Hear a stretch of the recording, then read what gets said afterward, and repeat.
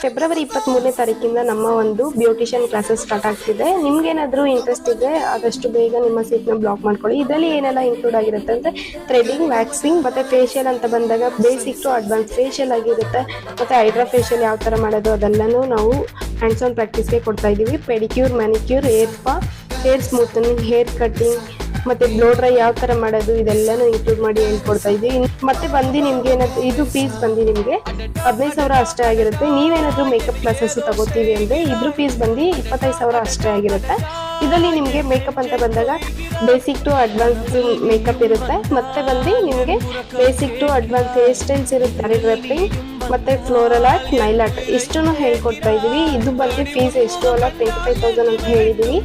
ನಿಮ್ಗೇನಾದ್ರೂ ಇನ್ನೂ ಡೀಟೇಲ್ಸ್ ಬೇಕಿದ್ರೆ ನನಗೆ ಮೇಲ್ ಕೊಡುವ ನಂಬರ್ಗೆ DM ಮಾಡಿ. ಆದಷ್ಟು ಬೇಗ ನಿಮ್ಮ ಸೀಟ್ನ ಬ್ಲಾಕ್ ಮಾಡೋದಂತೂ ಮರಿಬೇಡಿ.